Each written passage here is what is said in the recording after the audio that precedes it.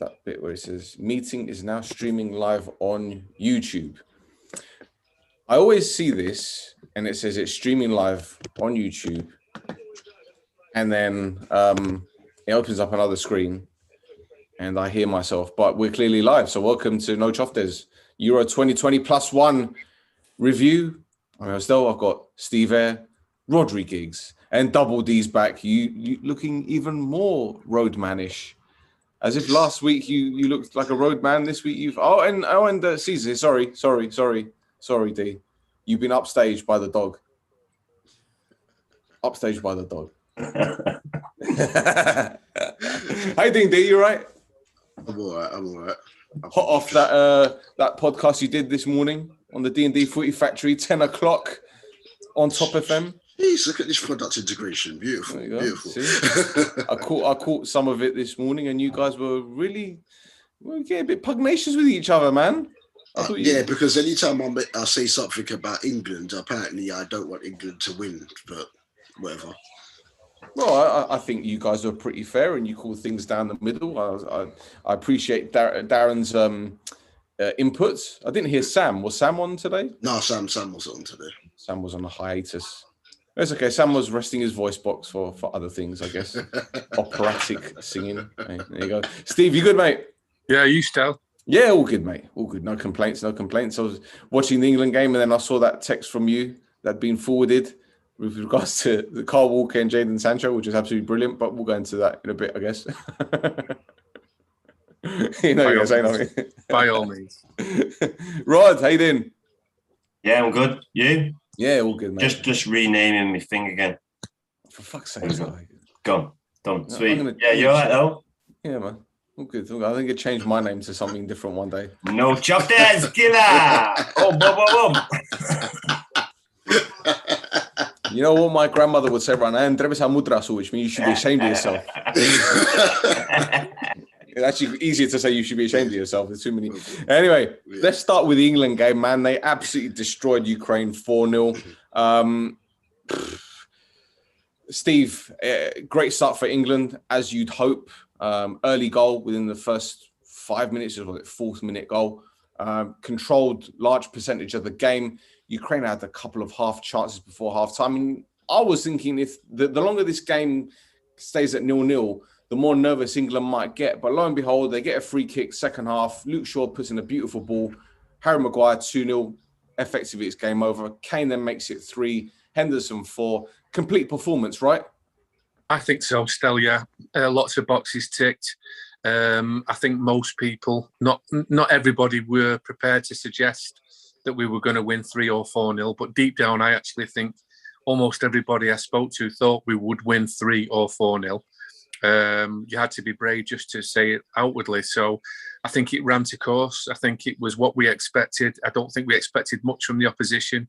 I wasn't even personally expecting too much in terms of spirit. I felt they'd ran the race. I felt they'd had the tournament, and we keep, changing personnel ever so slightly with a couple of players in and out. We've changed formation back to, what we started with, and we've got a hell of a lot of talent in the group and in the squad who are all staying fit. Obviously, there's a good spirit, and we were just waiting for Harry Kane to get his first goal to get some more, and that's what's happened too. So I think obviously credit for everybody in the whole squad, which obviously includes the staff, the supporters, watching the team, not getting carried away. But I think I'd like to finish on the fact that we've not conceded a goal in the tournament yet. It clearly makes us a standout team for that alone. Fantastic. And Rod, Jadon Sancho finally got a start. He, Sterling, Mason Mount. We noticed early on that there was a lot of width in England's play. Shaw getting down the left-hand side, Kyle Walker getting forward. It seemed that Southgate obviously did his homework, knowing full well that Ukraine, while they played with a 3-4-1-2, they're always going to try and get the ball out wide, and doubling up on men, especially the wing backs, worked, didn't it? Yeah, it did. I think it did help England that Ukraine had a very difficult match, played 120 minutes, and I just think they just looked leggy from the start. And if England got a good start, which they did, it was going to be an easy day for them, and it turned out that case. So Yeah, you can see Southgate, even though they were 2-3-0 up, him and Holland deep in discussion. What do we do next? Come on, whose legs do we save? So you can see they're right on top of it, and the team look really, really together. You know, Luke Shaw's going off, they're all hugging him and shaking his hand. You can see the real, unity, and you need that to win these competitions. And England never really had that. They had it, to be fair, he got it in the 2018. It looked like it was getting it then. And he's just gone from strength to strength. And they do look like they're getting stronger and stronger. And, unfortunately, it looks like they're going to the final. Oh, bloody hell. Well, Dan Rod just made a really good point there. They are getting stronger and stronger. They started pretty slow against Croatia. The Scotland game was a bit meh. But yeah, another win for this time, another clean sheet. But Denmark is next. Now, this is a completely different proposition to what they're used to. In fact, it's probably their most difficult game thus far. As we saw them today, they beat Czech Republic 2-1. It wasn't a convincing performance, but the Danes have got it in them to step up again, don't they? Definitely, they've got it in themselves to step up again. They're, as you said, England's toughest game because they attack. They're playing with no fear. I thought, as I said in the last one, that I thought they'd struggle without Eriksson, but they're just doing the job. Kasper Dolberg looks, inserting him has been a brilliant move, and it's going to be tough for England. I think England obviously can beat them, but I think the clean sheet record will go against Denmark. But obviously England have got enough to beat them. But Denmark did really well against Czech Republic. I thought they started really well, and as it went on, Czech Republic came back into the game. But that's bound to happen in a game that you go 2-0 up in, that unless you're right on it, you're not going to be able to keep them up. But they did well. But England, as you said already, got it. Southgate got it spot on. Tactically, Mount did well coming in. Sancho did well. There was a few iffy moments in the first half. So as you've alluded to, they really needed that second goal because Carl Walker was playing at a stage like he was trying to help Ukraine score with that pass back that didn't have enough weight on it, and just his positioning. And Ukraine passing the ball more, but you just knew that if England got the second, they could have got 3 or 4, and that's what they did. Steve, onto this game between England and Denmark. I think only Croatia, the only team that England have played that haven't had 3 at the back, if I'm not mistaken. I think Germany had 3 at the back. I think Scotland had 3 at the back. Today, Ukraine started with 3 at the back, and also... No, tell a lie. Czech Republic had 4 at the back. So it's Czech Republic and Croatia. Czech Republic had 4. So there you go. And England struggled against the Czechs. England struggled against Croatia. It's going to be a difficult game. Denmark, they've got their tails up at the moment, especially with what's been going on with Christian Eriksen. We speak about it every time Denmark get a victory, the Christian Eriksen factor. But I think the whole incident with Eriksen hasn't just galvanized them, but it's given that extra bravery. Do you know what I'm saying? That extra mental strength. Do you think that's going to play a big factor? Yeah. I don't, Stel. I think obviously the team talk that the manager and the team meetings can be different to everybody else in the tournament. Everybody else in the tournament can have the same team talk, apart from Denmark, because what have they been through, what they witnessed, and what they nearly suffered with. So nobody else can have that, thankfully, of course. Because it was such a concern. But I think if you counterbalance it or counter-attack against it, if you like, yes, they've got that spirit and they've got that togetherness at what they've been through, but they've then got to step out at Wembley Stadium at a double crowd against a team who scored 4 in the last game, who've managed to get squad minutes into 15 players, and are looking like possible favourites for the tournament. So whatever spirit Denmark can have through their trauma, I think football outweighs it in England's favour still. So whilst I respect what Denmark have got and whatever they have they must use, I think if you start, putting things alongside England's column, home advantage, massive crowd, team in form, centre forward in form, all of a sudden, not conceded a goal, and 17 players who've played in the tournament up to now playing well, I think it trumps anything that Denmark have got. The thing is, what I will ask you guys, and obviously we live in the UK, we see what happens on the television, on social media. And while England fans have got every right to be excited, do you guys think that the media are kind of getting a bit too excited? I've seen Shearer saying certain things, Ferdinand, Lineker. Granted, he at the moment, you're excited, but is there too much going on at the moment? Is that level of pressure going to hit the players? I think they're just dismissing Italy, because they yesterday looked a real outfit. And yes, I don't agree with you with Denmark's going to be England's hardest. They're not a better team than Germany. They're nowhere near. So, especially they're at Wembley, they're at home, the crowd will be packed. So it's a home game for England, and they're in good form. So yes, Denmark have got all the things that Stez has just mentioned, but it's just not enough. I think England are far too superior than Denmark, and if they don't beat Denmark, then it's an embarrassment, to be honest. But yeah, but Italy is a proper game, or Spain. If Spain, I'm dismissing Spain. Spain could easily, win on penalties, draw it out.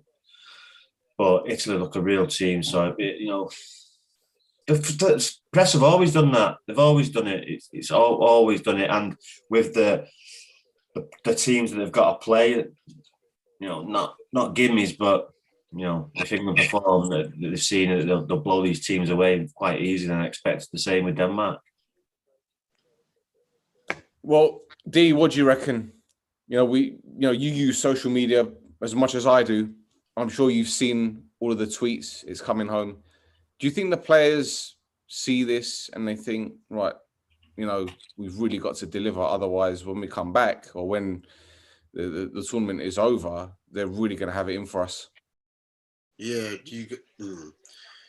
as Rhodri said, it happens every single tournament, doesn't it? But this one in particular, from even before they played Germany, they were you watch the news, you see certain sports outlet, everyone was already placing England in the final. Just take it around that time, because we did this at the World Cup as well. After it seemed like they threw the game against Belgium to make sure they went through the easier route to get to the final, and they didn't even get to the final. But yeah, it always happens. It's partially to be expected, because obviously you live here, so what else are the media going to sell to you? But also, when you're watching some of these other games in this European Championships, they talk about the game for about 2 minutes, and then there's an England interview. Again, it's this, it's that, and it's like, you're missing the opportunity to actually educate people here that might know a certain amount about certain players or countries or whatever, and then we can do the England thing afterwards.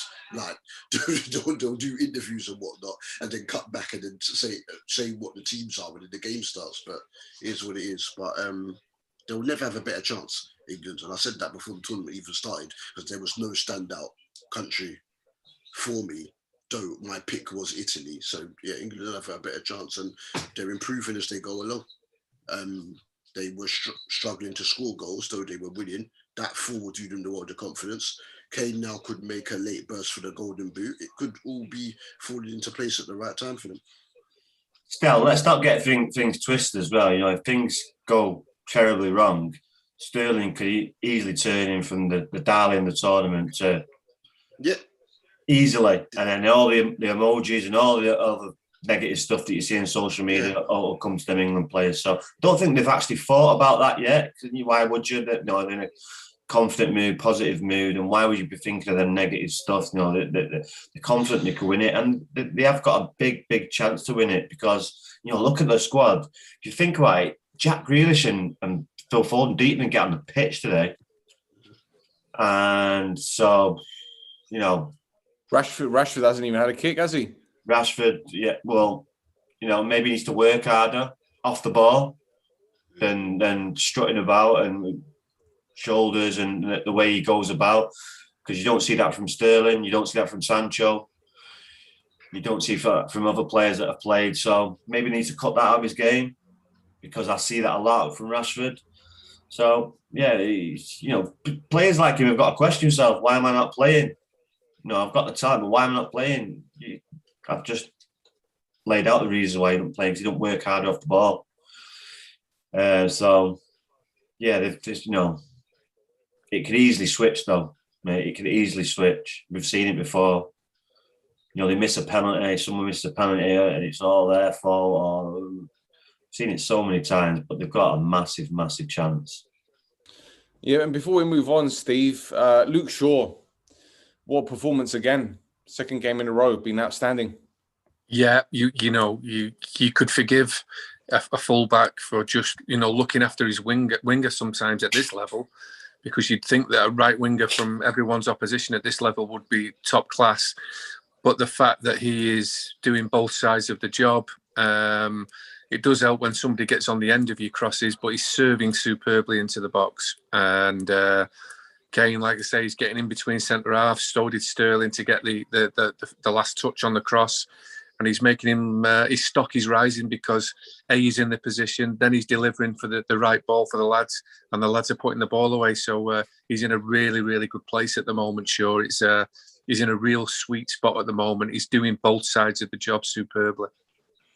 He didn't have a great start to the game too. He was giving it away a lot, and then second half he was brilliant. Funny, Rod, I totally agree. That ball that he plays on the floor, where he has got a bit of time on it, he tries to get it into Mason Mount's feet, got cut out 3 times.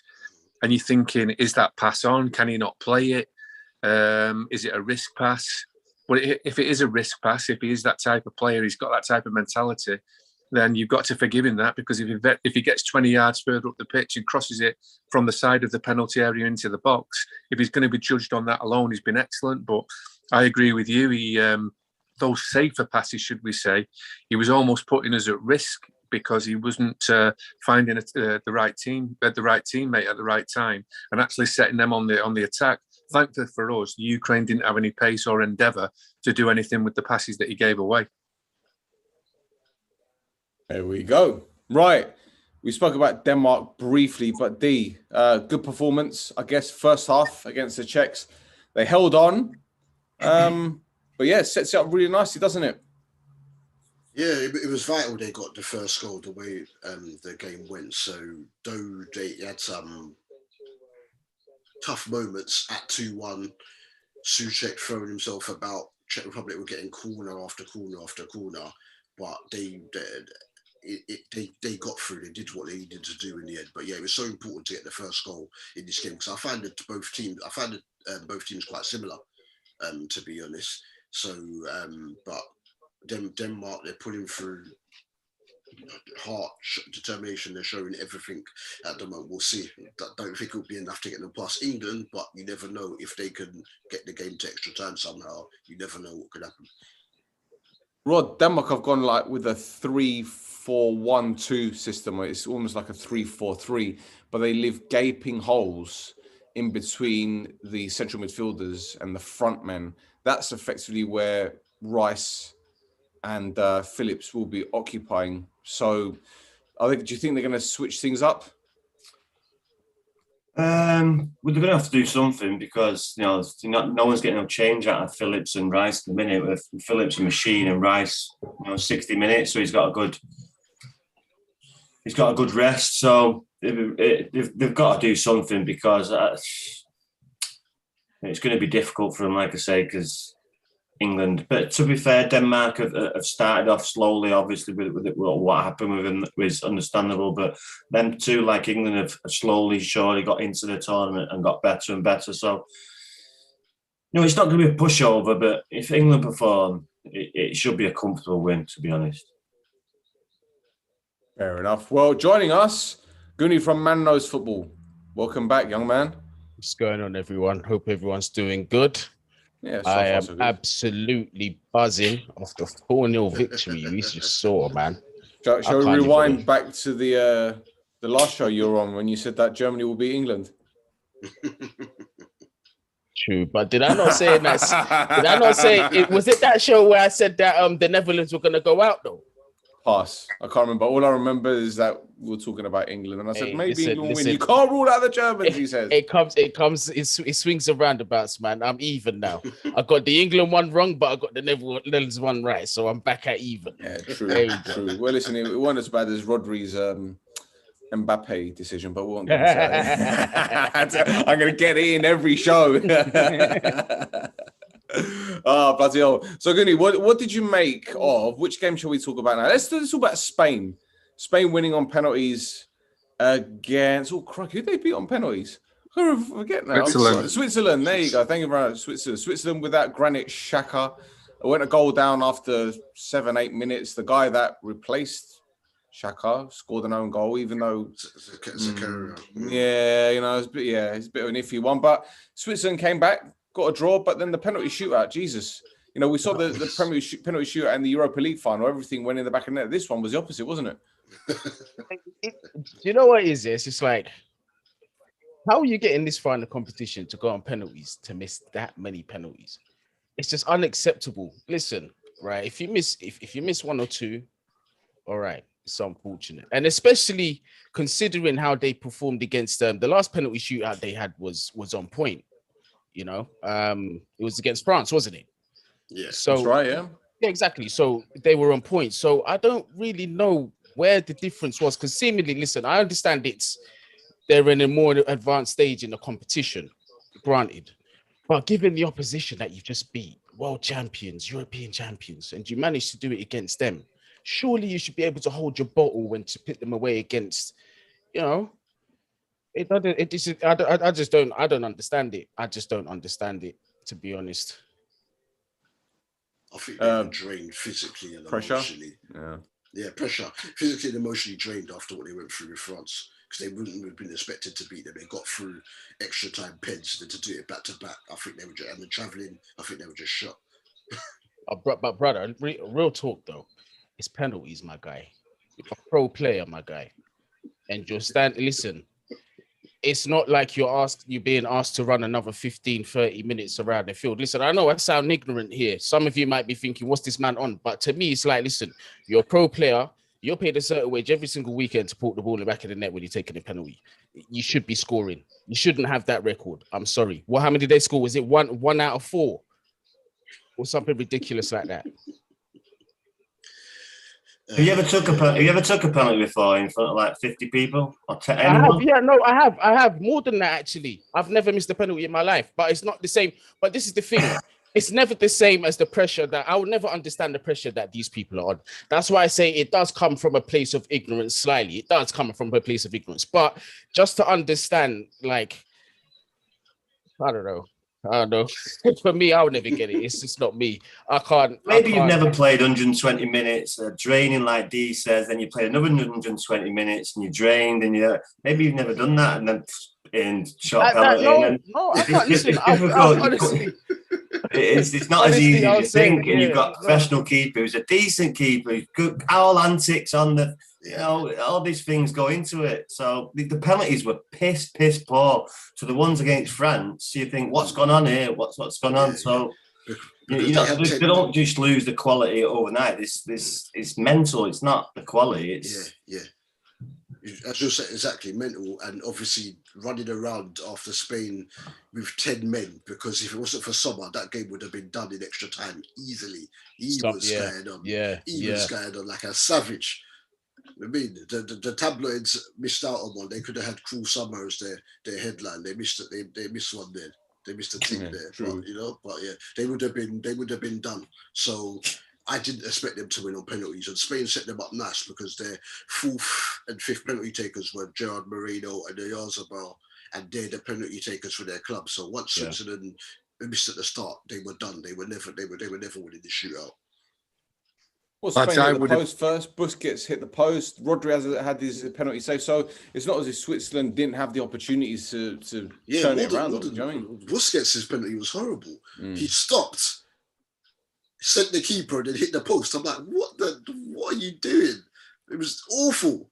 This is what I mean by looking at the penalties against France, and then looking at them. Some of them were like they haven't even made the mind up. They're waiting for the keeper to move, and it's like, what? Yeah. It's just pick a spot and hit it.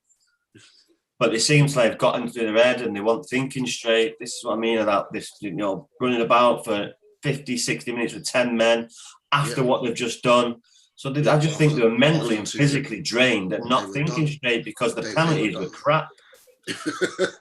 And don't forget Switzerland, like they're probably thinking we have to do this again. We have to do this again. Stel, that's a really key point you've made there, because I was just thinking, trying to be in that spot there, and if God was on your side and you were fortunate enough to play for your country in that position, and you were playing for your team, and it went to penalties. God, I was never fortunate enough to be, that level, of course, but I'd fancy it in that very first penalty shootout, because nobody, unless I was a regular penalty taker from a club, presuming those lads were up for the penalty, but they might not necessarily be penalty takers. Yeah. Nobody knows where I'm going to take that penalty. Nobody other than me. But at the same time, I'm really comfortable with that. But there's no way I'm putting it anywhere different than my favourite place. Now, you don't expect to have a second penalty shootout 4 days later. And then when you do and you're called upon to do it again, I want to put it in my favourite place, but 10 billion people have seen it all across the world. And I'm not too comfortable putting it in a different part of the place, because I'm not a penalty taker anyway. And I don't normally put them that side. But where I put them normally, they just seen me do that last week and score. So there must have been all sorts of demons, as well as, you try and find confidence 100%. And you must be hard to fill your tank up full of confidence when you're in your second penalty shootout in 4 days, and you might not be a regular penalty taker.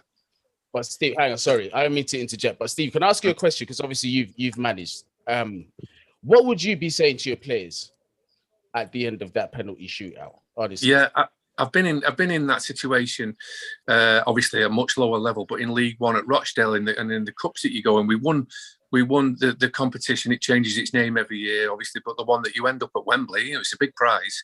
And we won through one round on a penalty shootout, and we lost the next round on a penalty shootout again. So it's very, very difficult. Other than I look back on it though and recognise there was a bit of noise and giddiness around the second one that I didn't really possibly control. But I was that confident of the first one because we'd won it. I think you've just got to say to the lads, well done. You've had a really good performance now, but you've practiced these in your spare time in training. We've got 3 lads who take penalties throughout your careers. You know what you're doing. You have our confidence. Just go up there. Don't change your mind. I think it's old-fashioned values, lads, and I don't think you can be anything new. That anybody could tell somebody that's taking a penalty, because at the end of the day, it's you in that moment. You've got about a minute to get from, as it is these days, the centre circle, to place it on the spot, to put that into the back of the net, ideally away from the goalkeeper. So I don't think you can actually coach or manage or advise someone to do it. You've got to basically, I remember Paul Merson tells the story that Glenn Hoddle, he said he was absolutely shitting himself, didn't know whether he was going to score. And Glenn Hoddle put his hand on Paul Merson's England badge and said, "You will score." And he said, "I just knew I was going to score." So it's about knowing your characters. But I think largely, and again, Rhodri, I'm sure will tell you, you've basically just got to leave the players alone and just leave them and just hope for the best. There's no way there's no way a manager or a member of staff can get into a footballer's head as he's about to take a penalty in a penalty shootout. You've just got to trust the mentality of the player that's entrusted with the job. Adding to that as well, I thought Unai Simon did really well in goal for Spain because he was constantly moving about on the line. He reminded me of Grobbelaar against Roma in the age of constantly moving on the line. Yeah, we said the same on the WhatsApp group. Yeah, and then he shifted over on one of the penalty. I think it was Vargas's one, the youngster Vargas, and he shifted over, and then Vargas looked like he wanted to put it down the middle, and then because he moved, he shot it over, and it was like, and then he was crying afterwards. I felt so sorry for him, but that's what make them uncomfortable because they could stop in their run up.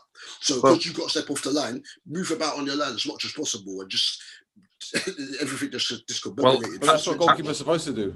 Having watched David De Gea in the final against Villarreal not do it, I'd forgotten what that was like to actually happen. So it was nice to see a Spanish goalkeeper looking a little bit energetic on his line and trying to put the opposition off.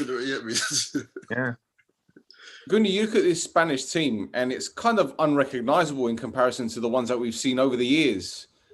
But Luis Enrique, I think he's done a fantastic job. You know, they don't have massive names that you've seen, as I said, you've seen in the past.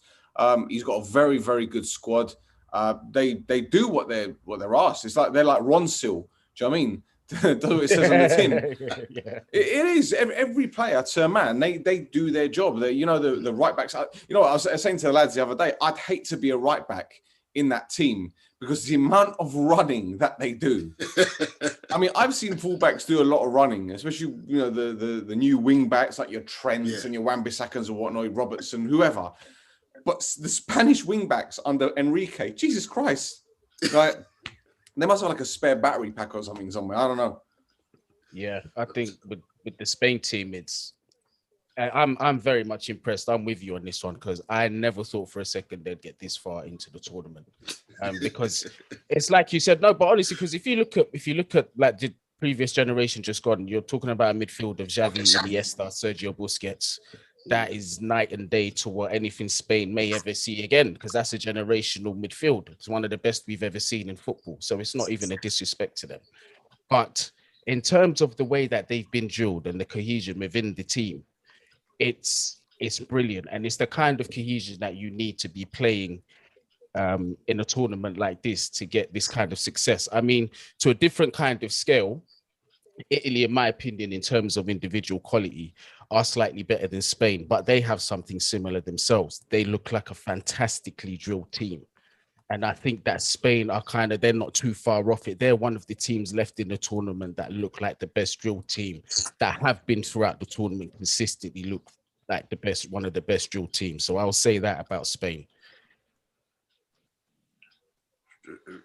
Very good points, because obviously similar things happen with both teams. They've both been freshened up by their coaches with younger players. What it is though, that Italy obviously have got better centre halves than Spain have got. Like, you can see whenever you watch Spain, you look like you can score against them. Italy, a bit more harder though. Obviously against Belgium, Lukaku might have got on the score sheet, but both coaches freshened it up. Italy freshened it up, but kept Bonucci and Chiellini, two of the best centre halves in world football, whereas Spain, Laporte's only just come into their setup, so they're figuring it out. He plays Pau Torres sometimes, takes him out. They'll improve, I think, in the future, because this Spain team is quite young. Spain are going to be really, really good. They could even still do something here, though I think Italy will get past them. But it's going to be interesting. As you said, they're just like the cohesion. Everyone seems to be on the same page. Fullbacks just bombing on. Italy as well, their fullbacks bomb on. It's a shame Spinazzola got injured against Belgium, because for me, he'd been the player of the tournament. He's just so obviously he's right-footed, going down the left, cutting in, just causing havoc, and covered well defensively as well. So both teams are good to watch from.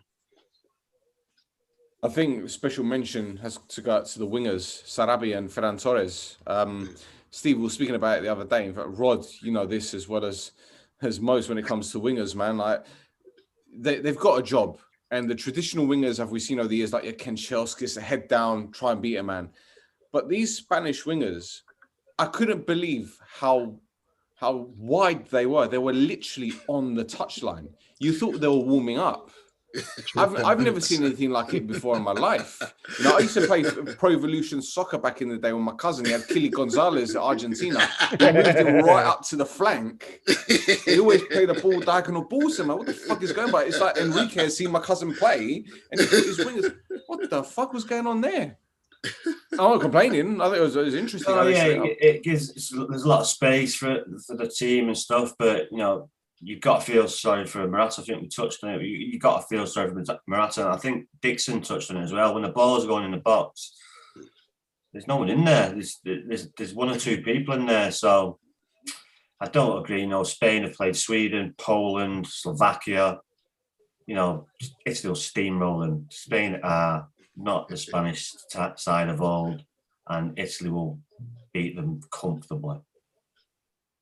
Yeah, well, do you know, I would agree, although I think Enrique might change something in the middle of the park, because doesn't matter who they change, mate. They've got to score goals, and they won't be able to get no change off Bonucci and Chiellini, no change whatsoever. So where are they going to drag Fernando Torres from? Where are they going to drag Raul from? They need to drag someone like that, because Morata's getting nothing off them two. Lads, where's the game at? No change, no drifters. It's at Wembley, isn't it? Is it at Wembley? Yeah, I'm sure it is. I'm sure both semis and the final are at Wembley. Yeah. I'll double check on it though. Okay, fair enough. Well, I don't know. They got Gerard Moreno, I guess. I can tell. Hey, come on. Never know. These are Italian defenders. These are just born to defend these two. They just love it. You see them both when they're at the end of the game when they just made a tackle or Come on. yeah, they're a different breed, mate. And you weigh these seen them. As soon as you went 2-1, shut up shop, game over. Can I give a special shout out to the absolute shithousery that we saw from Italy as well? What, Immobile? Was it Immobile? That was beautiful. Absolutely beautiful. Oh, we scored, right? Let me get up. Oh, man. But I tell you what, the finish from Barella though, Barella that was quality, some finish. But you see Insigne's goal, yeah, you know, like back when Robin used to cut in, and you knew as soon as Insigne cut in, I said it's a goal. He hadn't even gone anywhere near like towards the box to shoot. You just knew what was going to happen. I've seen it too many times over the years. The only chance Spain have got is just drawing it out and going to penalties. That's the only thing, the way I can see them winning. You got so little faith in Spain, man. It's a good team, mate. They're a good team. They're well drilled and they've looked really good all through the tournament. It's not just like from the start. They've looked really good, and the record shows that they've 18, 19 games. I hear Rhodri, man. I hear Rhodri. There's just levels to this. There's levels to this, and Italy are just that next level up, I reckon. So I'm with, in terms of the result, I reckon Italy are going to beat them. But that's not to say that Spain are a bad team at the same time. I just reckon Italy got too much for them. Well, yeah, but without Spinazzola on that left-hand side, he's been a revelation for him. And is Emerson that good?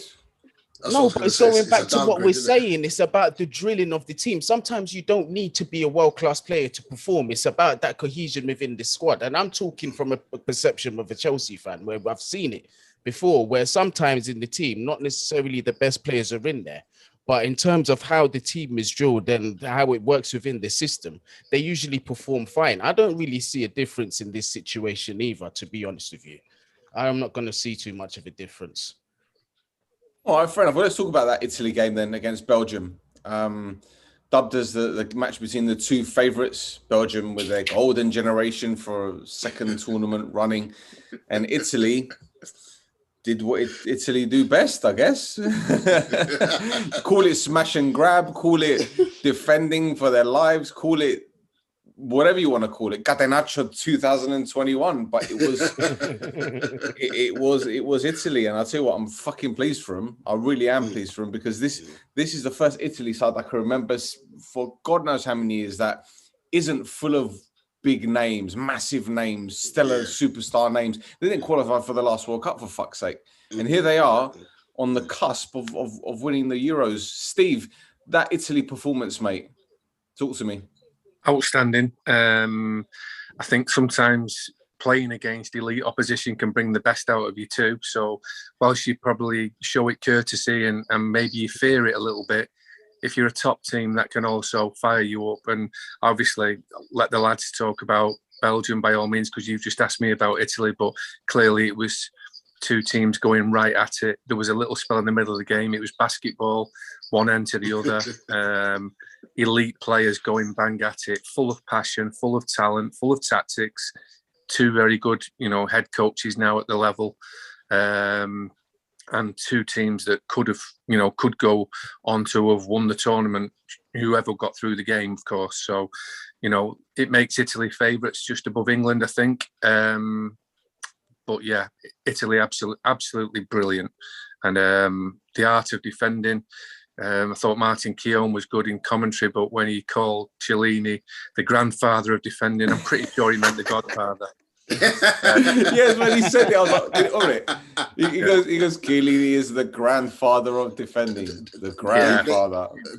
They had a mail around, because when Barella scored his goal, they were screaming Chiesa. I was thinking, what the hell? I'm thinking, what the hell is going on there today? But yeah, nah. I like it. I know Pogba scored from distance, and there's been a couple of others, but not many. Declan Rice had a shot tonight, but I like the fact that Italy looked prepared to shoot from around the 18-yard box. There are other teams that try an extra pass to wait for the perfect moment to pass it into the penalty area to square it for a tap-in. And when it comes off, it's amazing. But Italy look like they've got the players and the temperament that want to get the job done early in any which way, and shooting from distance or shooting from the side of the penalty area, like the first goal as such, makes them even more potent in terms of what they can give as an attacking threat. So we know that they can defend. We talk about it all the time here, how well drilled they are, but they've got a real verve going forward, and they're not prepared. They're not unprepared to shoot from distance. And D, you know, when a manager makes several changes or he chops and changes, you always hear the same rhetoric. Oh, he doesn't know his best 11, but everything Mancini does is meticulous. It's calculated. If Locatelli is playing, if he's not playing, it's Barella. If it's not Jorginho, it's someone else. Like, so Verratti is obviously going to be a first choice with Jorginho because of the roles that they play. But you know, Barella came in, he scored. Locatelli played against. Who did he score twice against? Was it Switzerland? He scored twice against Switzerland. Yeah, I'm sure it was the Switzerland game. Switzerland. Yeah, So it was. Yeah, it was Switzerland. Yeah, they can change players around. Yeah, they can change players around. They've got Berardi can come in. They've got Cristante. Obviously, Emerson's coming in for Spinazzola. Bastoni. They got players. Bastoni's sick. Bastoni's a baller. They got baller. They got players. Even I was screaming for Chiesa to start because I like Berardi. I've always liked him. Yeah. But Chiesa is just like every minute he just at it. He's just at it. And as you said, nothing like his dad though. He doesn't have the energy like his dad did. Like, his dad didn't have as much energy as his son does. So. But yeah, they just, as you said, they could just plug people in. They're just at it. And Chiesa picked up where he left off after that, coming and getting the goal against Austria. And they just look good. They move the ball well. Sometimes they want to pass and cut through you. Sometimes they just go wide and just kill you. It's just that they've got so many ways that they can hurt you. And he might even make changes again. There's murmurs that Belotti will start against Spain rather than Immobile. We'll see what they can do. But if they do, it's not really going to change the performance. Only if Emerson can have just half of the games that Spinazzola's been having, then I think, Italy will go through. But if they allow Spain to dictate the possession high up in their half, and Spain actually shoot, because as Steve's alluded to, Spain get around the 18-yard box and they could shoot. And as Stel said, they go to the wide men, and then Alba, whoever, Aspilicueta getting forward, get to the byline, try and move it back in, and then they end up sometimes going back towards their own goal. But we'll see. I'm looking forward to it. I think it's going to be a good game. Now on to Belgium. Rod, Belgium equals bottlers. World's best, my ass, were your exact words. Now, they didn't have a great game, granted. Lukaku had the chance that was cleared off the line. Then there was a very, very soft penalty. Very soft penalty. But in terms of where Belgium go from here, mate, Hazard didn't play. De Bruyne looked knackered. Lukaku was the only one really... He was stepping it up, really. Witsel had an okay game. Tielemans came off. That's it, isn't it? From they got the young kid who looked decent. Yeah. Doku was brilliant. Yeah, he looked decent. Yeah. Is that the opportunity gone to win something with this generation? You think? Well, no, because you've got the World Cup next year. You fancy them for the World Cup? Well, next year. No, but they've got with them players. Hazard, say you get Hazard as a full season, as a really good season. He's a world beater in himself. They've not really had that this season. They've got the last 16. So with a fit Hazard, let's have it right. Kevin De Bruyne was not fit either. With a fit Kevin De Bruyne, they've got a chance. You don't become world number one for being mugs. They've obviously got a chance, but they just don't think they've got the strength in depth. We talked about Italy there, the team they've got in depth. We've talked about England, Grealish, Foden didn't get on today. So yeah, it's tough, but they have got a chance they still haven't got a chance next year World Cup. After that, you'd say, no, they're going to struggle. But Rod, when you look at the Italian defense, you've got Chiellini, who's like 76. You've got Bonucci, that's 78. You know that what you're going to get from him. But you look at Alderweireld, legs are going. Vertonghen, legs are going. Vermaelen, what the fuck is he still doing, being called up? And then you look at the subs, Denea, who they got left? Boyata, we're bringing him in. I don't rate Well, these this is what we talk about, levels. Isn't it? It's just you get to a certain level, and this is what I'm saying about. There's levels to it, and yes, they're the world best, but they've not really won anything. So why? We've seen these rankings of crap basically because they're not the world's best because they haven't won anything. They haven't won anything for years. So yeah, it's difficult, mate. It's difficult. So, like I say, when you get to these levels, like saying to the semi-final, Italy, Spain, there's different levels. England, Denmark, different levels. It's just. Do you know, and then you get to England and Italy, and then you've got like these kind of Italy and England, and it'll be a chess match. Yeah. Who they're going to target? They're going to target Pickford, corners, free kicks, but it's got to get to that first. I'm fast forwarding. Well, this is it because I completely forgot what I was going to say now. Oh, it's gone out of my head. Bollocks. It doesn't matter. It doesn't matter. Guni, when you look at Belgium 2022, I know we're obviously going far ahead, but actually, no, I do remember what I was going to say. So a while back, remember when De Boer lost his job at Crystal Palace? I can't remember who was telling us, or I think it might have been Saji Burton was telling us that in training, De Boer was taking free kicks and putting them in the top bins and telling his players that's how you do it.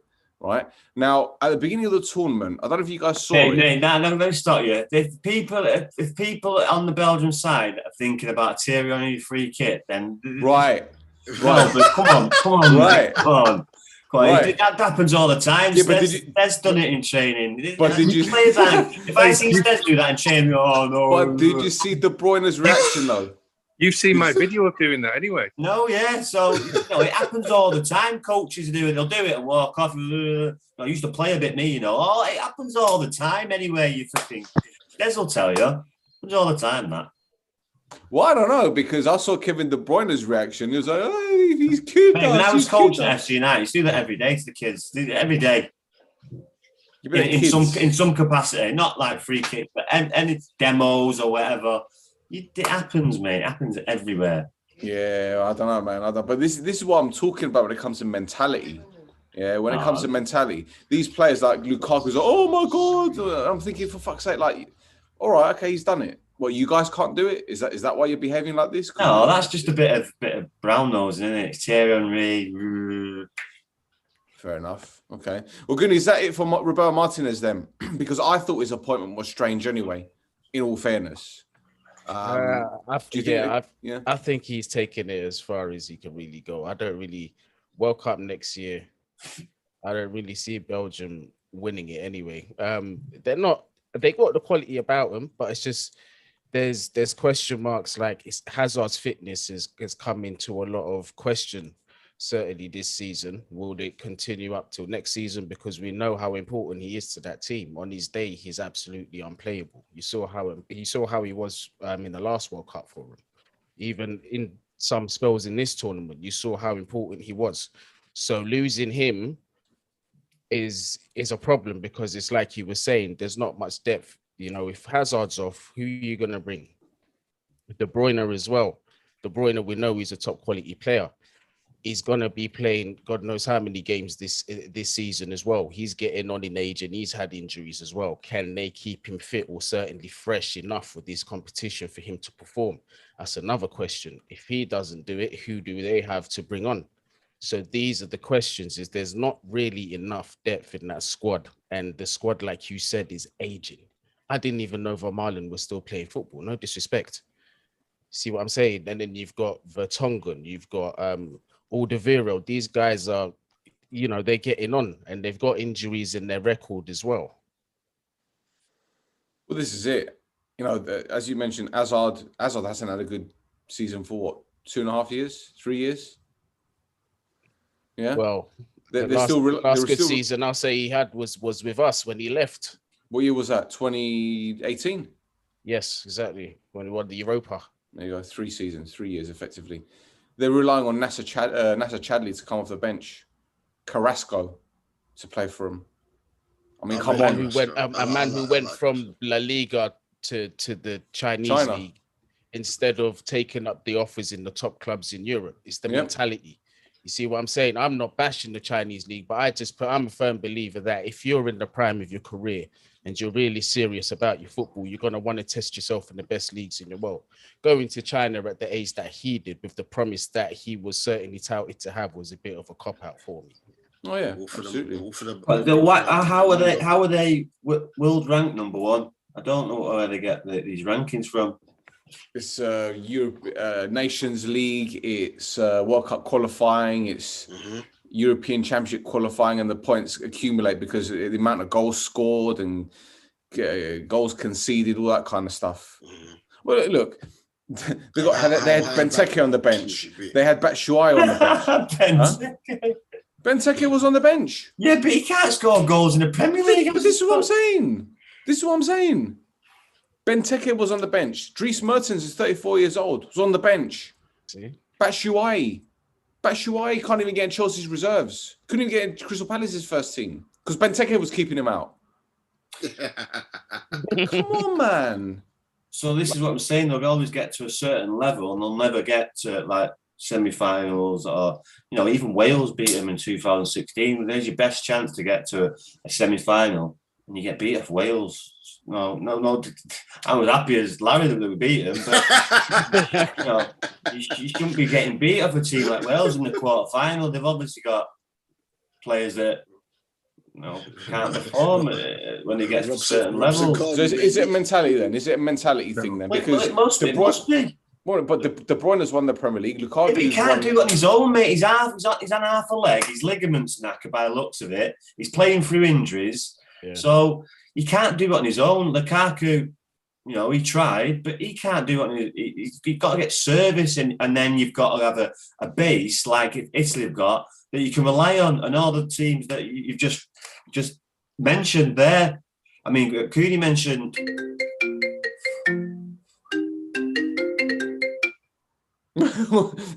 Change your ringtone. The phone's dying up. So yeah, there's levels to it, and the defensively they're just not great at all. They're maxed out. I think they're maxed out, Rod. Maxed out. When you look at England, they might go through this tournament and play 7 games, and we're still waiting for them to actually play well. Let's have it right. They've done it tonight, in all fairness. But that just tells you straight away the team, the squad is full of potential. Sancho, Grealish, Foden, Rashford, these younger players. But Belgium and their best players are at the line. England's best players, there's a load of them not even anywhere near the line yet. The potential is with England and Belgium. But like Italy, England have got that base. They've got that security with Phillips and Rice, and now Maguire's looking solid with Jones. Yeah, the only one that looks dodgy is Pickford. Well, he's done everything asked of him at the moment, but he has. But he totally missed the football today. And all he's got to do is side foot it. You're right. He's probably judging it only about what goes behind him into his net, and you can't do any more than what he's doing. That's also true. But Belgium's age, the best players appear to be right on the line or just slightly past it. Not past careers, just past the line. And England have got 8, 10 that have just not even at the line yet. I think Belgium are maxed out, me. Yeah. Well, Belgium's combined age, the 3 central defenders, is 111. There you go. He won't do because of rest and rotation, but Kevin De Bruyne could have a 50-game season for City. We want him to. We want him to have if City go deep in the Champions League again and the Premier League is tighter, Kevin De Bruyne could have 50, 55 games for Manchester City this year. He probably won't, but he could do. So then they're going into the next tournament on the back of that. Hazard, it'll have been another year, I'm sure, of what we've just seen in the last 2 years. Yeah. Belgium have not got enough things growing in the garden. They really haven't. When do you think Premier League clubs go back into pre-season or just to do some training? When do you think they About return? 7 to 10, probably about 7 to Well, 10 days. League One. Do you mean the ones who are in the tournament still, or just the whole club? Just the whole clubs in general, because I know teams in Europe have already started because they got European qualifiers coming up. Well, League One have done Premier 7 start next days in England. Yeah. League One have just done a full week. So when do you think City are going to go back? Am I right in saying the Premier League normally start? You've got the Charity Shield and all that. The Premier League normally starts a week later than the league's champ 1 and 2. Yeah. Premier League will be back in 10 days, won't they? They'll be back in 10 days. Yeah, the ones who are in the tournament will have a bit of time. Yeah, of course. So, but I mean, De Bruyne is obviously on his jollies now. Surely he's got to be on holiday. There's no way he's gonna. Well, I'm sure he's looking after his diet and he'll be doing some form of exercise. But surely he's on fairly shut down for 3 weeks now, and then he'll pick it up. Yeah. It'll be an interesting one because we obviously had COVID, didn't we? We had that situation and players were training in their homes and whatnot, but it wasn't obviously as intense as when they go back because they do conditioning, don't they? Strength and conditioning, and they hit the weights and all that kind of stuff, and they do things the proper way, so to speak. But I'm intrigued to see how a lot of these players are going to perform next season, especially with the amount of games and with the stop-start. And as you said, Steve, City went deep into the Champions League. Obviously, there's a lot of players in South America as well because of the Copa America. We forget to mention that. Oh, it's cost Zabaleta another 12 years. 12 years, another 12 months or 18 months on his career because he was playing all year, every year for 12 seasons. Now that's made him the man, the warrior, the legend that everybody loves in football, Zabaleta. But he never had a summer break. So I think what you gain at the start and the middle, you possibly lose at the end. And just to flip it quickly, I see that with Belgium. I don't see anything ripe about them. There's nothing ripe. We all love De Bruyne, but even he's slightly at the line or just nudged over the other side of the line. There's only Lukaku underneath the line. Hazard has passed the line completely. De Bruyne is at the line, whereas England have got 10 to 12 players who are just like basically just starting off. Yeah, it's crazy, isn't it? Who did Belgium beat in their first game? Who did they have in their group? They had Denmark, Finland, and what else did they have in their group? It's gone now. No one can remember. Was a tournament that long ago? Did it start that long ago? Like no one can remember who they had in their group. They played Denmark. Russia. Was it Russia? Russia, yeah. And they absolutely obliterated Russia, didn't they? They started on the front foot and they beat Denmark as well. They went a goal down, but they still second half all over them. Yeah. And Finland pretty much the same thing, but then obviously they fell off in the knockout stage. So yeah, but we've had a lovely discussion, haven't we, gents? Gone over an hour. Anything else we need to add? Shall we talk about Jadon Sancho quickly joining United? Boo. All right, go on, boo boy. What's your take on it? Apart from saying boo. Can Sancho play centre half? Can he play Well, depends. Then I'm still not scared of you. No, I'm joking. No, it's a great signing. I love the guy. He's one of my favourite players to watch that doesn't play for Liverpool. Always makes something happen. Technical ability, can finish, pass, cross the ball. And look, United's problem is not scoring goals anyway, but it just adds another dimension for their attacking play, and it allows them to rotate more and will probably mean some deep cup runs as well. So yeah, it's a great signing, and obviously he's repping South London, isn't it? So obviously I've got to. by all accounts, we need a centre half, and Liverpool might need a centre half as well because Van Dijk is not going well. I'm hearing not at all. Keeps breaking down. We've bought Konate, haven't we? We've bought the young French Leipzig. defender Konate. You got the wrong defender from Leipzig, mate. They got the right one. I think they probably got the right. Well, Upamecano when I've watched him play, has had as many bad games as good games, bruv. He does some randomness whenever I watch him play. But Upamecano is better when Konate is playing next to him. It's not a coincidence. And we're talking about the world's best centre half as well. He's by far the best before he got injured, and to lose him would be it'd be massive because he's by far the best centre half.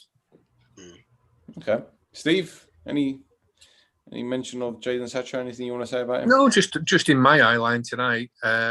I thought his best snatch moments tonight were actually when he came over on the left-hand side.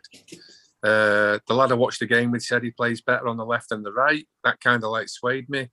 So United are getting a great attacker that can play both sides, and eventually, like Greenwood, he'll be able to go through the middle. But you've got Greenwood, Rashford, and now Sancho. Who takes them slots? Because you don't see Fernandes coming out of the number 10 position. And if Cavani's going to play 70% of the games, he'll be the 9. So yeah, they've just added another player. It didn't look like they needed strengthening in that area, because you'd presume that when he does play, either Rashford or Greenwood won't play. Now, you might say that's a good thing, I don't know, but I just thought tonight he looked better on the left than the right. The little minutes he came over for a change with Sterling. They might swap flanks. I don't know, during the game. Yeah, fine. There you go. Yeah. Right, there you go. Guni, want to add anything, mate? Has any football news interested you this week? Anything that's stood out? I'm just here, just hoping every single day I wake up to the news that Chelsea have made a 150 million bid for Erling Haaland. That's all I care. Listen, I know it sounds like fantasy football out here, but yo, Roman, somebody at Chelsea, hear me out, man. We're crying out for this signing. We just won the Champions League. Give the man what he wants. Anything else after that? Black yeah, that's it. Yeah, there's going to be a lot of movement in there. After this tournament, Kane, Grealish, are they going to go? Haaland, where are they going to go? But if Chelsea get Haaland, if Chelsea get Haaland, man, I don't even know how I'm going to behave. But then if City get Kane or Grealish, or both. I wouldn't, to be honest with you. Or both. Did you see Steve's face? Hey, Steve, I'll say this. I'll say this, Steve, since you're City man. If you sign Kane, even if you sign Grealish, if we sign Haaland, I don't care. I'm comfortable. I'm going to be so confident. I'm so confident that we will compete for the league, possibly even win it with him up front. But it will be interesting to see, because I want to see it happen. No, levels, man. Remember, that's the key word. Levels here. If City do that and Chelsea do that, both teams definitely elevate themselves up. So you reckon that signing Haaland would make Chelsea title contenders? Definitely. Do you know what I would say? He's just him alone is not a long-term thing, but I think it's enough going forward for this season to certainly mount the challenge if we sign him, because our issue has been not putting away chances, because in terms of chance creation, we're actually I think it's either first or second in the league in terms of that. We just don't have a man that's confident enough to consistently put it in the back of the net. So with a man like Haaland, you can only imagine. If United get Varane, it will be interesting. Do you know what? I don't fucking rate him. I really don't rate him. Do you remember him against City? I like him, but he's had a horrible season. He has a bad tournament. This has been easily his worst season at club level, and he's carried. Yeah, but you know what Guni said about Upamecano and what's his name? The other fella, I forget his name. Konate, right? It's the same with Varane and Ramos. Varane is just forget it. No, whatever. It is what it is. Right, that's it for another episode, gents. Thank you very much for your time. Guni, socials. Man Knows Football, spelled here at the bottom left of my screen. That will be my Instagram. Drop the S for the Twitter. Same again with the YouTube channel, Man Knows Football. Like, share, subscribe. We actually passed our 300, so we got our stripes in the end. Yes, well done. We have qualified. So thank you very much to everybody who is supporting. Excellent. Big. Also, written in the bottom left, Dubul Dee, DUBULDEE on all social platforms. And obviously I'm part, as Stel said at the beginning of this pod, of the D&D Football Factory. That's at DD Footy Factory _ on all the socials as well. And we go live on a Saturday morning at 10 a.m. on Top FM. best to download the TuneIn app, app, please, yeah. because again, or simple TuneIn app or simple radio. if you're not in South London, then you got no chance to listen to it because on top of them. I swear, Big Nasty and them man used to be on there back in the day. Yeah, they did. Yeah. Wow. Our manager is Nasty's tour DJ. Yeah, I remember on top of them. Listen, I'm a grime head from way back, so I know all these stations. Rooftop days. Yeah, rooftop sessions, all that. Trust me, dog. Yeah. So this is a conversation that you two need to have. It's like, sorry, you're taking up our time now. We've only been doing this for like an hour, and then you guys take half an hour talking about fucking On Top FM, who don't even pay me for mentioning them. Thank you very much. You're wasting my time, wasting Rhodri's time, wasting Steve's time. You know? Shame on you. You're still a check. On top of it. Oh, wow. Forget it. Got more chance finding shit under the rocking horse. Rod, what's your socials? Rod James Giggs. Thank you very much. Hashtag it's not coming home. Energy. Oh, Steve, do you want to add anything to what Rhodri says? No, but thanks for having me, Stel, and see you if we connect again at the semi-final time, and I look forward to it if we do. Lovely, jubbly. So until next time.